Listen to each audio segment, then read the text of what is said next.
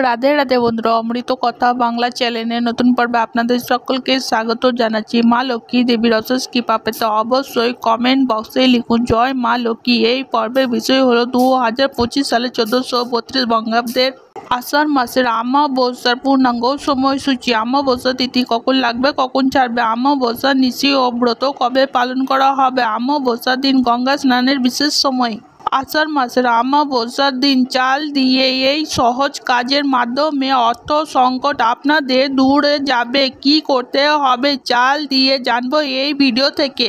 ভিডিওতে যাবার আগে অমৃত কথা বাংলা চ্যানেলটিকে অতি অবশ্যই সাবস্ক্রাইব করুন, লাইক করুন, কমেন্ট করুন, শেয়ার করুন আর ধার্মিক নোটিফিকেশন ঘন্টাটি বাজিয়ে দেবেন। হিন্দু ধর্মে অমাবস্যা তিথিকে বিশেষত গুরুত্ব দেওয়া হয়েছে। অমাবস্যার দিন স্নান ও দান করলে শুভ ফল পাওয়া যায় বলে ভক্তদের বিশ্বাস। শুধু তাই নয়, এই দিন পিতৃপুরুষদের তর্পণ নিবেদন করা অত্যন্ত শুভ বলে মনে করা হয়। কথিত আছে যে পিতৃদের অমাবস্যার দিন তার পরিবারের সদস্যদের দেখতে পৃথিবীতে আসেন, তাই তার পুজো করা উচিত। আষাঢ় মাসের অমাবস্যার দিন পবিত্র নদীতে স্নান বা হ্রদে স্নান করে ধ্যান করা এবং দক্ষিণার দিকে মুখ করে কালো তিল মিশ্রিত জলে অর্ঘ্য নিবেদন করা অত্যন্ত শুভ বলে মনে করা হয়।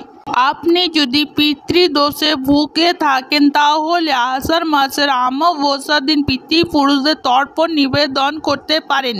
আষাঢ় মাসের অমাবস্যার দিন দান ধ্যান করা পুজো করা অত্যন্ত শুভ। এই দিন গরিব দুস্থ ব্যক্তিদের ছাতা জুতো পোশাক দান করা অত্যন্ত শুভ।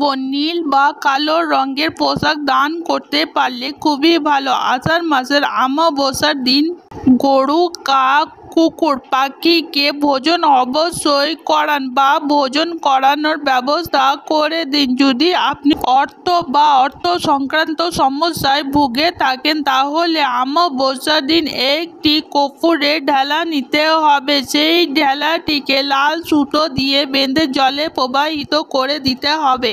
এর ফলে অর্থ সংক্রান্ত সমস্যা থেকে আপনি মুক্তি পাবেন। 2025 সালে 1432 বঙ্গাব্দে আষাঢ় মাসের অমাবস্যার পূর্ণাঙ্গ সময়সূচি।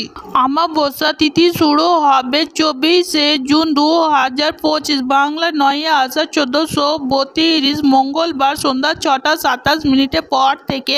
অমাবস্যা তিথি সমাপ্ত হবে 25শে জুন 2025 বাংলা 10ই আষাঢ় 1432 বুধবার বিকেল 4টে 26 মিনিটের মধ্যে।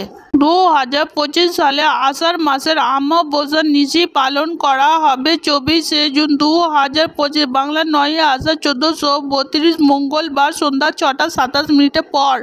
কুসহস্রী যোগে গঙ্গা স্নান, সহস্র গোদান, তুল্য ফল সমফল সন্ধ্যা 6টা 27 মিনিটের মধ্যে।